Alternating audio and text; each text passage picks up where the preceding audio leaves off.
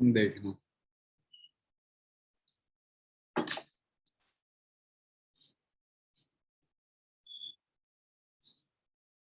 सबसे पहले 15th group nitrogen, phosphorus, arsenic, antimony, bismuth.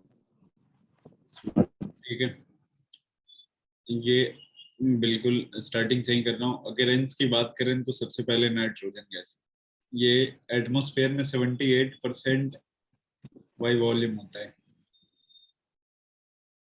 Earth crust की अगर बात करें अपन, NaNO3 और KNO3। सोडियम NaNO3 और दूसरा KNO3। NaNO3 को ना अपन क्या बोलते हैं, चिली सॉल्ट पेटर बोलते हैं, और ये इंडियन सॉल्ट पेटर होता है। इसके अलावा प्लांट एंड एनिमल में भी ये मिलते हैं in the form of protein. Plant and animal, plant and animal में भी ये होंगे कहाँ, कौन से फॉर्म में, प्रोटीन के फॉर्म में। फास्फोरस, फास्फोरस जिस फैमिली से बिलोंग करता है वो तो 15th ग्रुप हुआ। उसके अलावा इसके मोस्ट ऑफ द कंपाउंड जिस फैमिली से बिलोंग करते हैं उसको एपेटाइट फैमिली के नाम से जानते हैं अपन। और ये Ca9PO4 6.CH ऐसा होता है, where X equals to fluorine, chlorine और OH। अगर आपने X के बदले क्या रख दिया, फ्लोरीन रख दिया, तो Ca9PO4 6.CaF2 हो जाएगा। इसका नाम जो होता है ना फ्लोरो एपेटाइट होता है, फ्लोरो एपेटाइट, जो कि फॉस्फेट रॉक्स जो होते हैं उसके मेन कंस्टिट्यूएंट होते हैं ये। ठीक है, इसके अलावा फास्फोरस जो होंगे वो लिविंग सेल में भी होते हैं, हड्डियों में होते हैं। मिल्क और एग की बात करें तो उसमें फॉस्फोरस, उसमें भी फॉस्फोरस होते हैं। नेक्स्ट, बाकी जितने सारे एलिमेंट है ना, आर्सेनिक हो गया, एंटीमनी हो गया, बिस्मथ, ये सब मेनली सल्फाइड फॉर्म में मिलते हैं। ये सारे के सारे किस में मिलते हैं, सल्फाइड फॉर्म में। तो ये अकरेंस था। ठीक है, हटा दूं ना मैं? Yes sir. चलो देखना। सर हाँ बोलो। सर वो एक डाउट था, पूछो ना। जब कोई एक 3 डिग्री अल्काइल हैलाइड होता है तो वो हाँ। एक्वस केओएच के साथ वो अल्कोहल बनाता है कि वो उसका उसमें भी एलिमिनेशन हो जाता है और डबल बॉन्ड? अगर एक्वस KOH है तो SN1 रिएक्शन होगा, OH लग जाएंगे 3 डिग्री तीनों पे। Alkyl halide. अच्छा हाँ SN1 ठीक है। SN1 mechanism. हाँ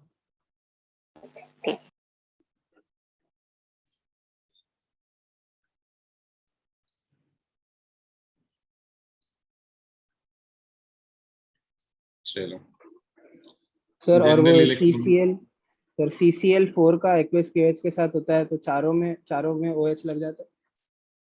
नहीं एक में ही लगता है? ये एक्वस KOH यार कहीं पे है, एक ही जहाँ पे हाइड्रोजन होंगे बस उसको हटा के OH लगता है। हाँ तो वो वही कार्बन टेट्राक्लोराइड CCl4 में कार्बन चार टेट्राक्लोराइड सॉल्वेंट है ना यार, न्यूक्लियोफाइल तो OH माइनस होता है वहां पे। हाँ SN1 रिएक्शन अपन पोलर प्रोटिक सॉल्वेंट के अंदर करवाते हैं, और पोलर एप्रोटिक में SN2।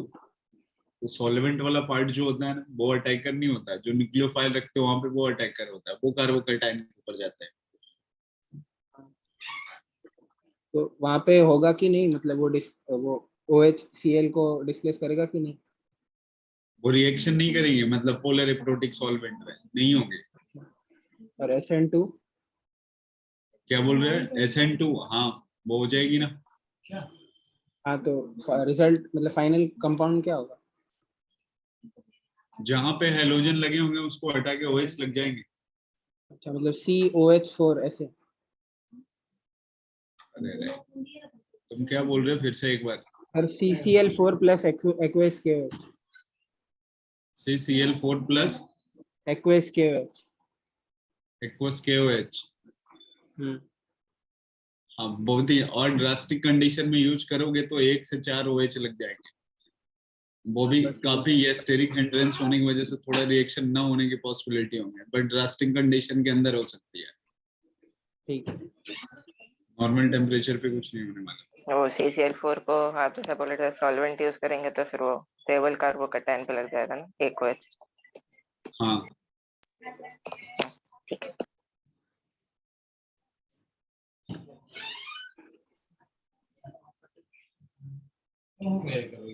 General electronic configuration NH2 NP3 15th वाले ग्रुप के लिए रेडियस की अगर बात करें अपन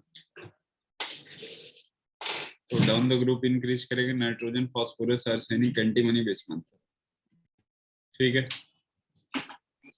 ionisation energy nitrogen phosphorus arsenic antimony bismuth. Inversely होता है एक दो। हाँ, ये साइज के इनवर्सली होंगे ना। ठीक है। उस रेडियस में इसके आयोनिक रेडियस वो बेरिलियम का छोटा हो जाता है ना उससे। क्या बोल रहे हो फिर से एक बार? और बिस्मुथ का छोटा हो जाता है ना आयोनिक रेडियस। हाँ, आयनिक रेडियस ऐसा हो जाता है नाइट्रोजन फास्फोरस आर्सेनिक बिस्मथ और ये sp, ये आयनिक रेडियस है। मतलब ये वाला कोवेलेंट रेडियस था। मैं पर्टिकुलर 15th ग्रुप के लिए बात कर रहा हूँ जो डेल्टा एच आई, मतलब ये first ionization energy, delta H2 delta H3 ऐसे होंगे ना सबके सब। ये आयोनाइजेशन एनर्जी होंगे सेम एलिमेंट के लिए क्या होगा, डेल्टा H3 ज्यादा होगा। मतलब ओवरऑल जो आयोनाइजेशन एनर्जी काम करेगी वो वाला। इसके अलावा 15th ग्रुप की जो आयोनाइजेशन एनर्जी होगी वो ज्यादा होगी किससे, 14 से ज्यादा होगी। ये थे इसके फिजिकल प्रॉपर्टीज। केमिकल में आता है oxidation number, variable oxidation number show करेंगे। नाइट्रोजन के बारे में आपको पता है ये -3 से +5 के बीच में होल्ड होते हैं। हाँ, तो इसमें ज्यादा कुछ अपन नहीं कर रहे हैं। नाइट्रोजन कुछ भी देगा ऑक्सीडेशन नंबर आप निकाल सकते हो। सेम कंपाउंड के अगर सेम ऑक्साइड आ गए जैसे नाइट्रोजन का oxide N2O NO N2O5 NO2 oxidation number के प्रोपोर्शनल।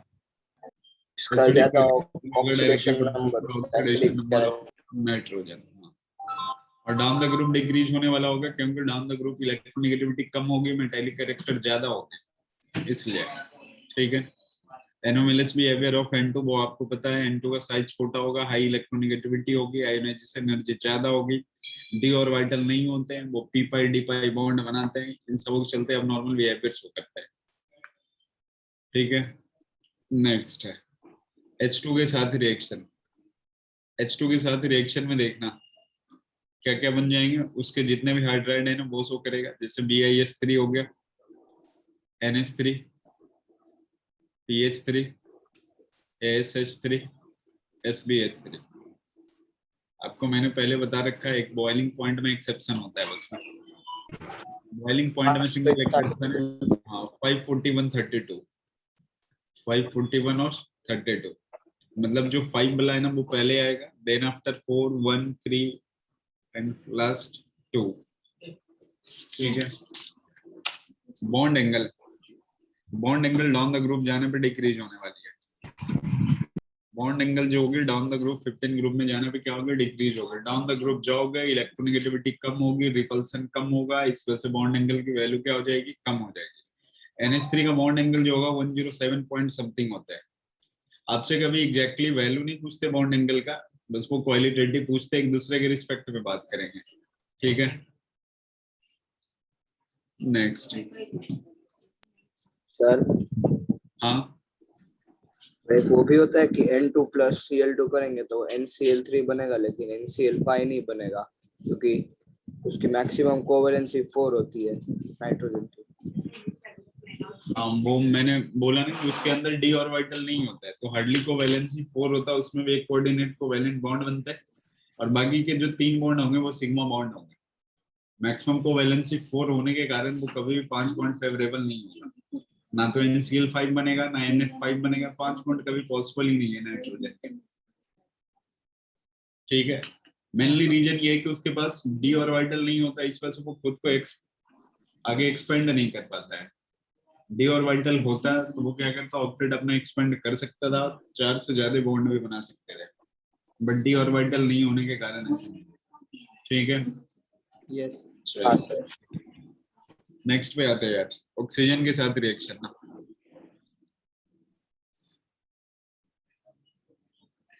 ऑक्सीजन के साथ जब आप रिएक्शन करवाओगे, दो टाइप के ऑक्साइड, A2O5 और A2O3। 3 इसके लिए अपन ने पहले ही पढ़ रखा है। A2O3 में जो नाइट्रोजन फॉस्फोरस होंगे ये एसिडिक होगा, और आर्सेनिक और Sp क्या होंगे, एम्फोटेरिक होंगे।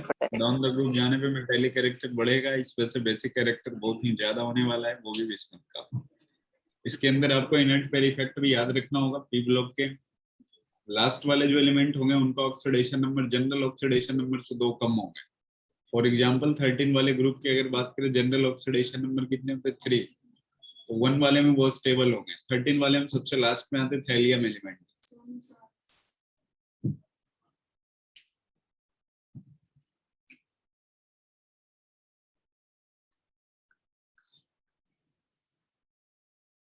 देखना एसिडिक कैरेक्टर के बारे में आपको पता है, हैलोजन के बारे में ले लेते हैं अपन। हैलोजन से जब रिएक्शन होगा तो 2 टाइप के बनेंगे, एक EX5 होंगे, EX3 होगा। For example PCl3 PCl5। P block के अंदर तो बस फास्फोरस के कंपाउंड में यही दोनों पढ़ने हैं, ठीक है। हाँ all the tri halides of 15 group is stable except कौन सा, NF, नाइट्रोजन हाँ हैलाइड नाइट्रोजन का वो हाँ। NF3 सेवर होता है। अब ये बताओ PCl3 PCl5 में कोवेलेंट कैरेक्टर किसका ज्यादा है? PCl5। CL5 PCl5 का polarization power directly proportional covalent character, covalent character. बाकी जितने सारे के सारे डायरेक्टली प्रोपोर्शनल, ठीक है। तो 15 ग्रुप में सबके ट्राई हैलाइड स्टेबल होता है एक्सेप्ट नाइट्रोजन क्लोरीन के बीच का। चलो ऑलोट्रोप्स, वो एनसीईआरटी के अकॉर्डिंग सिर्फ बिस्मुथ नहीं शो, नाइट्रोजन शो नहीं करता। बिस्मुथ नहीं होता है, बाकी सबका होता है। नाइट्रोजन एंड बिस्मुथ, ठीक है। वो कल हमसे पूछे तो हम क्या लिखेंगे? एनसे आ गया, एग्जाम में आ गया तो आप एनसीईआरटी को फॉलो करेंगे, बट जेई में आ गया तो दोनों फॉलो करेंगे। नेक्स्ट पे आते हैं ना पर प्रिपरेशन ऑफ M2।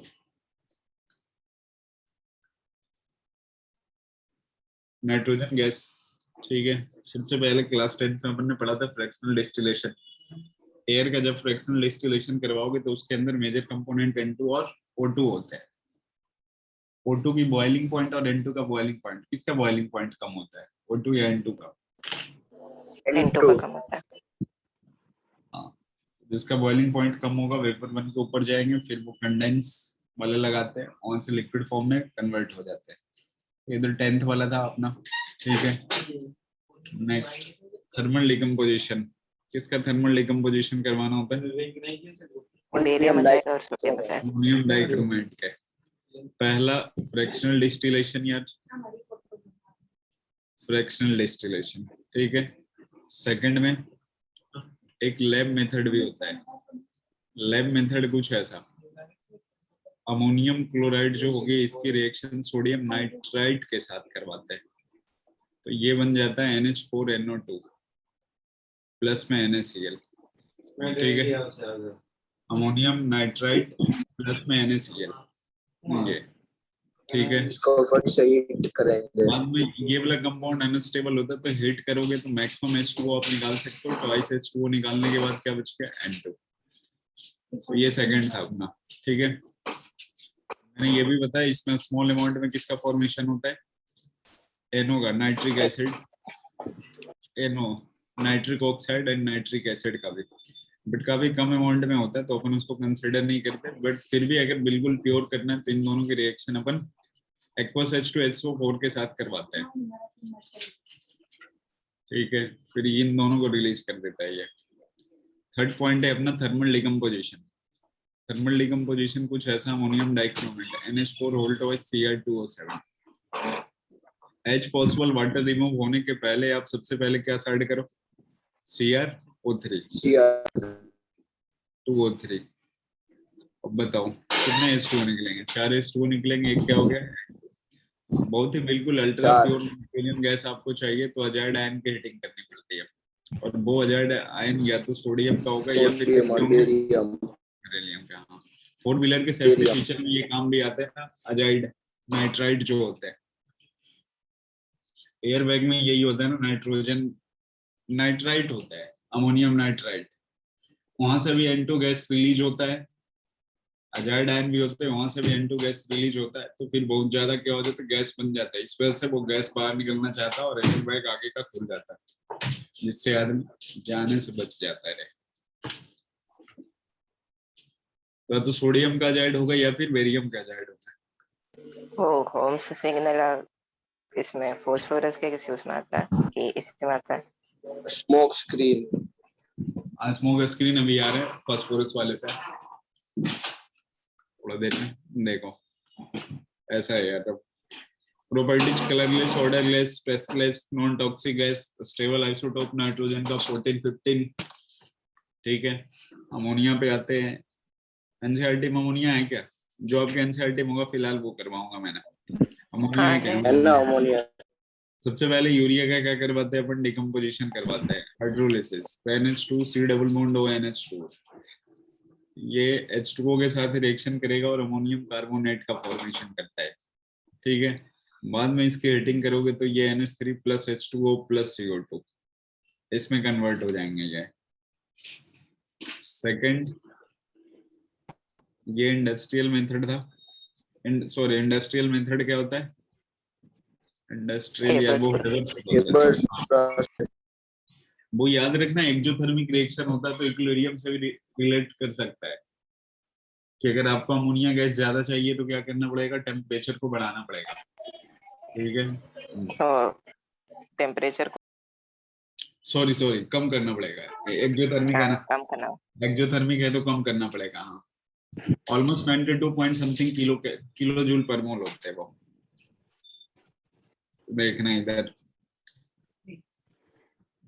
ऐसा है एक लैब मेथड। लैब मेथड में क्या होता है? नाइट्रेट लेते हैं, अमोनियम नाइट्रेट प्लस में कोई भी एल्कली, ये ट्वाइस NH3 प्लस में NaNO3 प्लस H2O। ठीक है, ऐसा होता है।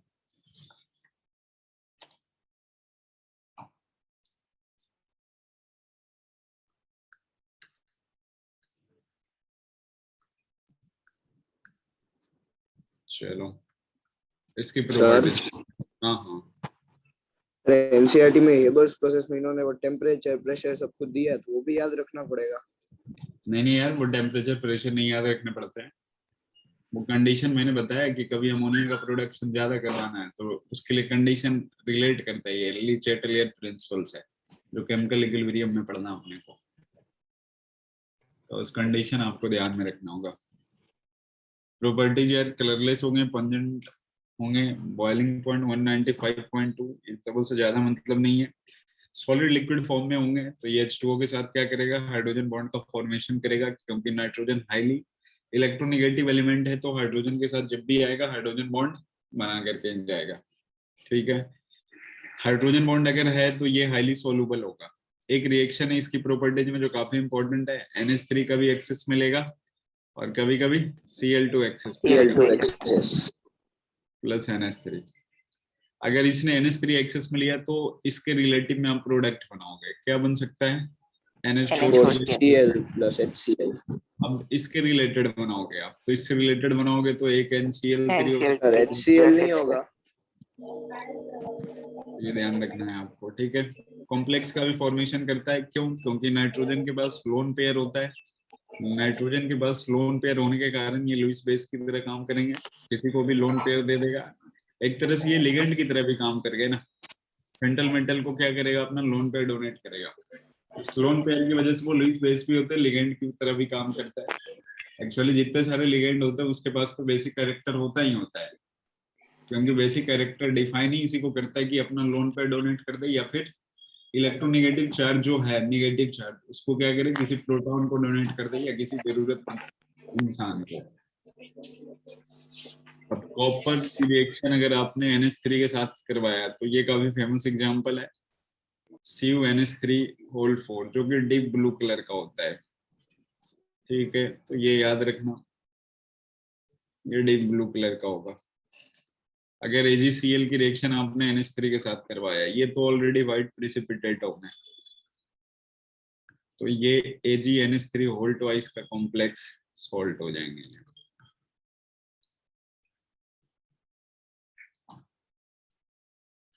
ये कलरलेस। ठीक है, चलो नाइट्रोजन इधर निपट गया। अब नेस्लर रिएजेंट इतना आपने उतना ज्यादा पढ़ना है नहीं नेस्लर रिएजेंट के बारे में। K2HgI4 को क्या बोलते हैं अपन? नेस्लर रिएजेंट बोलते हैं। हाँ, यूज उससे ज्यादा मतलब नहीं है। ऑक्साइड्स ऑफ N2 5 होते हैं, पांचों के बारे में आपको पता रखना है। ठीक है, टोटल 5 होते हैं, एक बार मैं रिकॉल करवा देता हूँ। देखो यहाँ पे N2 हो गया, NO हो गया,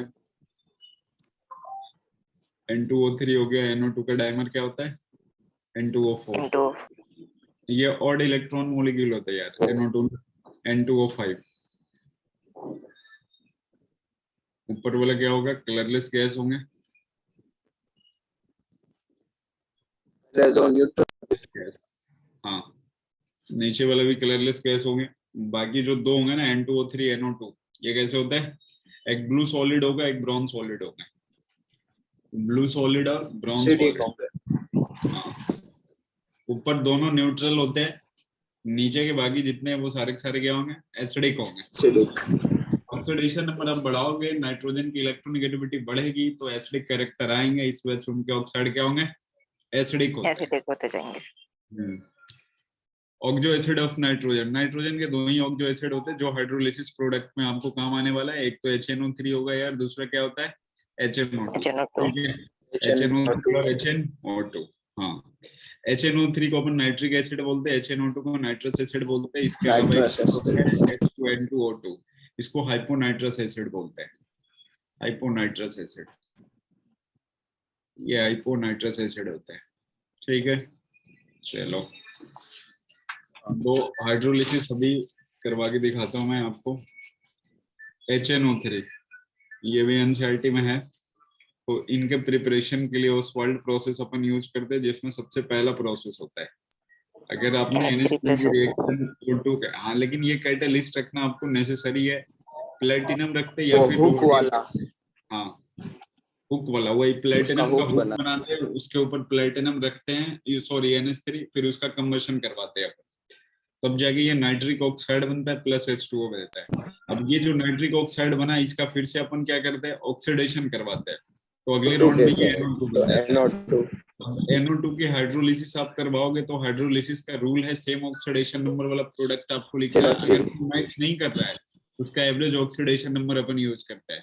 तो इसका ऑक्सीडेशन नंबर 4 है, 4 वाला तो कोई है नहीं आपके पास, एक 3 है, एक 5 है। दो प्रोडक्ट बन सकते हैं, एक HNO3 बनेगा और दूसरा कौन से बनेंगे? HNO2 बनेगा। ठीक है, ये हाइड्रोलिसिस प्रोडक्ट है। बाद में क्या करना है आपको? यहाँ जो HNO3 मिलता है ना, ये HNO3 कितना परसेंट प्योर होता है? ऑलमोस्ट 68% के आसपास। ये मॉइस्चर इसके अंदर होता है, क्योंकि आपने हाइड्रोलिसिस करवाया है, तो बाद में डिहाइड्रेटिंग एजेंट यूज करोगे जो मॉइस्चर को रिमूव करे, तो वो डिहाइड्रेटिंग एजेंट कौन सा होंगे? H2SO4। कंसंट्रेटेड H2SO4 के प्रेजेंस में फिर HNO3 जो होगा ऑलमोस्ट 98% प्योर होंगे। इसलिए कभी भी मोल कॉन्सेप्ट के क्वेश्चन हम बनाते हैं तो लिखा होता है कि 98% HNO3 ये या फिर 68, ये दोनों डेटा को ज्यादा यूज करते हैं। ब्राउन रिंग टेस्ट होता है एक ना, ब्राउन रिंग टेस्ट, ये भी NCERT पढ़ना है। ये वेट केमिकल टेस्ट होता है।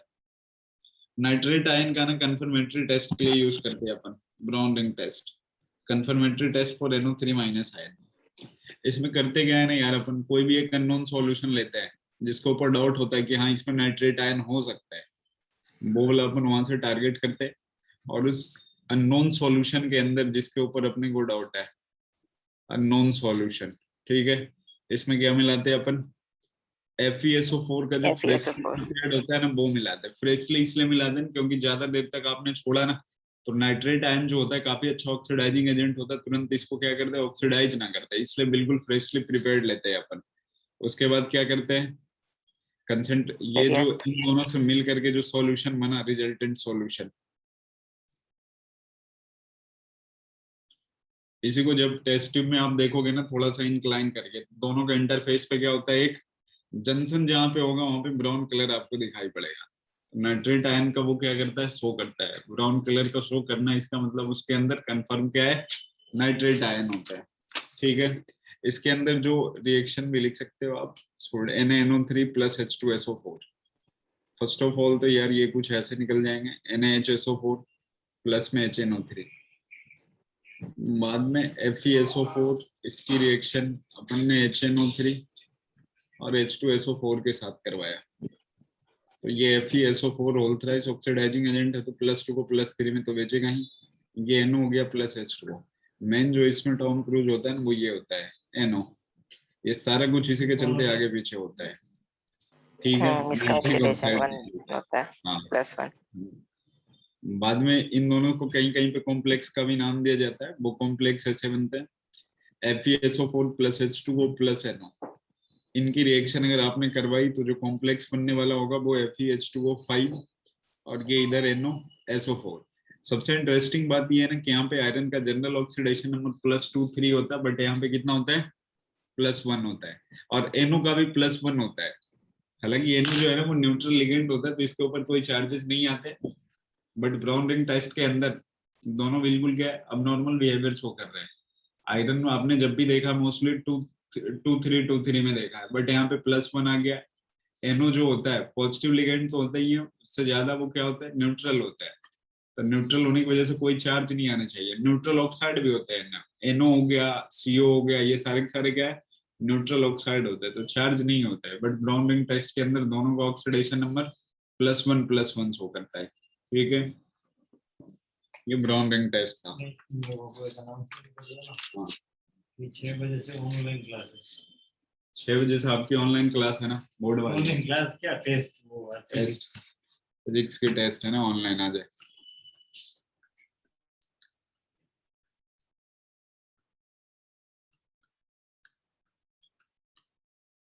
फास्फोरस के बारे में बात कर लेते हैं। फास्फोरस बहुत सारे फास्फोरस इन्होंने हटा दिया है पूरा। तो नहीं पढ़ाना ही है, छोड़ देना फिर हटा दिया है वैसे तो। भाई, उसने हटा दिया, तेरे मतलब मेरे को पढ़ाना है कि नहीं बस ये बताना, मैं तो तुम लोगों से पूछ लूंगा ना एक बार। हाँ सर पढ़ा दो। चलो फिर देखना, 3 आइसोटोप्स होते हैं यार इसके, मतलब जिसको अपने को पढ़ना अपने सिलेबस के अंदर, वो BMW स्टेबिलिटी के लिए बताया था ना, क्या हाँ, B का मतलब ब्लैक फास्फोरस, व्हाइट फास्फोरस, और ये M का मतलब तो कुछ होगा नहीं, इसका मतलब वो कौन सा है, रेड फास्फोरस है। ये रेड फास्फोरस। सबसे पहले व्हाइट फास्फोरस की बात करते हैं यार। व्हाइट फास्फोरस ये ट्रांसलूसेंट होते हैं, उसके अलावा पॉइजनस भी होता है, इसलिए किसी को लेना नहीं है ना देना है। ठीक है, पॉइजनस नेचर के भी होंगे। इनसोल्यूबल हो गए यार वाटर के अंदर, insoluble in H2O but soluble in organic compound means CH2। इसके अंदर क्या होंगे, सोल्यूबल होंगे, और ये जब CH2 के अंदर डालोगे तो क्या करेंगे, ये ग्लोस इन डार्क। इसके अलावा एक काफी स्पेशल प्रॉपर्टीज होती है जो केमिलुमिनेसेंस के नाम से जानते हैं। केमिलुमिनेसेंस का मतलब समझते, production of light at low temperature. काफी कम टेम्परेचर पे लाइट प्रोड्यूस करना केमिलुमिनेसेंस कहलाता है। ठीक है, नेक्स्ट है, देखो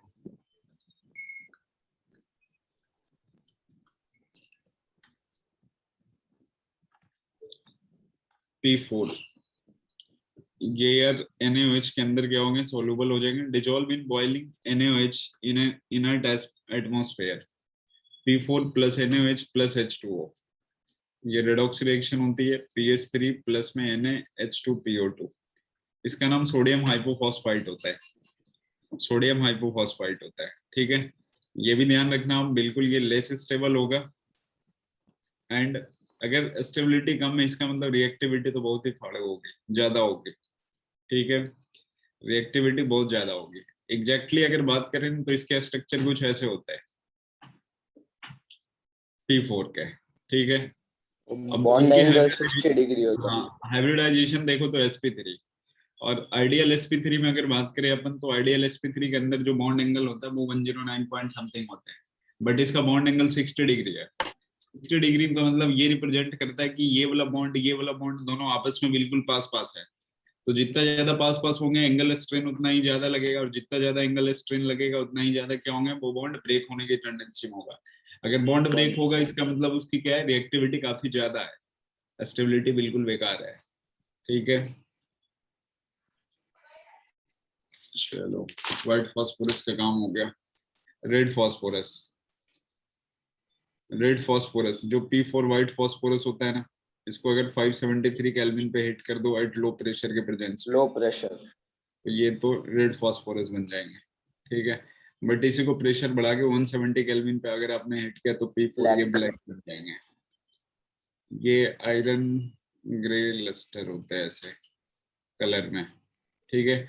ऑर्डरलेस होते हैं, नॉन पॉइजनस होता है। व्हाइट फास्फोरस पॉइजनस होगा, ये नॉन पॉइजनस होगा, insoluble in H2O but soluble in organic solvent में, ठीक है। पॉलीमेरिक फॉर्म में ये होगा। ये तो बस व्हाइट फास्फोरस का एग्जांपल हो गया, व्हाइट फास्फोरस ऐसे होगा। ये पॉलीमेरिक फॉर्म में होने का क्या मतलब है, यही वाला बीच से बॉन्ड ब्रेक कर जाएगा और अगले यूनिट से ये अटैच होते हुए चले जाते हैं इनफाइनाइट तक, इनफाइनाइट चेन आगे बढ़ते रहेंगे।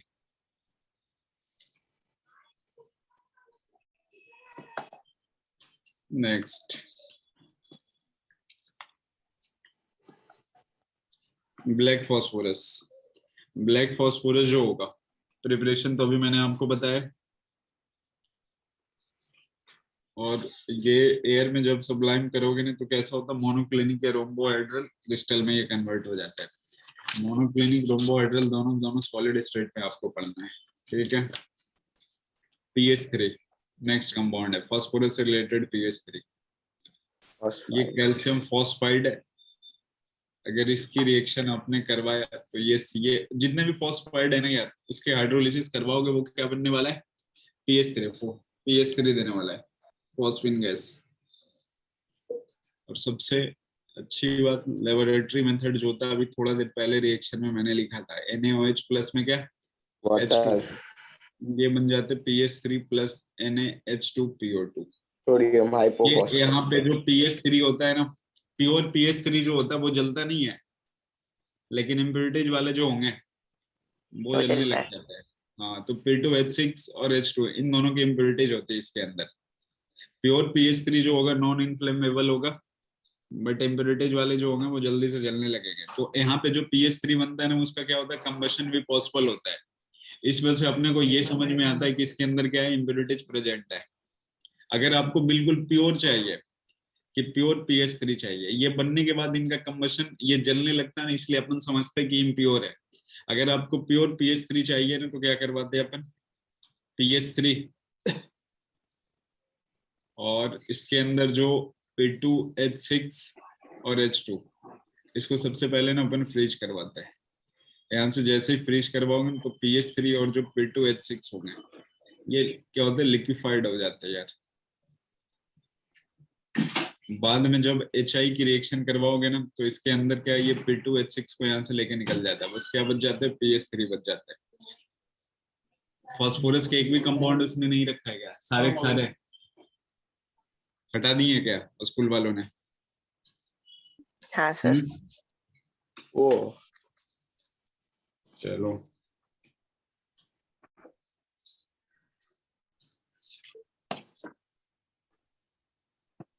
इसके प्रॉपर्टीज की बात करें, ऑक्सो एसिड भी नहीं आ रहे, कोई नहीं। प्रॉपर्टीज, कलरलेस गैस होगा, रोटन पीस स्मेल होगा, हाईली पॉइजनस हो गए यार। होम सिग्नल में अपन यूज करते हैं। होम सिग्नल में कैसे यूज करते हैं ना इसको, जैसे मान लो ना आप जिस स्टीमर पे हो, जिस बोट पे हो, अगर बीच समुद्र में आप फंस गए तो वहां पे CaC2 प्लस में क्या लेते हैं अपन, CaP2। कैल्शियम क्लोराइड प्लस में CA3P2, कैल्शियम फॉस्फाइड है। इसको ले करके ना अपन क्या करते हैं, पानी के अंदर फेंकते हैं। जैसे ही वहां पे पानी में फेंकोगे तो ये इसका क्या होता है, कंबशन होता है। कंबशन होने के कारण अपने को क्या पता चलता है, दूसरे स्टीमर वाले को पता चलता है या दूसरे मोटर वाले को क्या अच्छा लगता है, वो वहां पे कुछ प्रॉब्लम है, फिर वो दूसरे लोग आते हैं इसको हेल्प करते हैं, इसलिए ये होम सिग्नल के नाम से भी जानते हैं इसको। इसकी हाइड्रोलिसिस करवाओगे CaOH वोल्ट वाइज, ठीक है, इसकी करवाओगे तो CaOH वोल्ट वाइज PH3 बनेगा। इसमें क्या बनेगा, CaCO2 वाले में क्या बनता है हाइड्रोलिसिस में, इथाइन बनता है, C2H2, ध्यान रखना, ट्रिपल बॉन्ड, उसको एसिटाइलिन बोलते हैं ना। हाँ वही एसिटाइलिन होता है।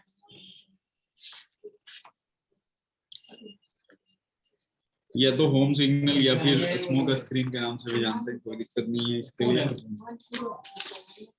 आते ग्रुप 16 में, आप रिज्वाइन करो, ठीक है,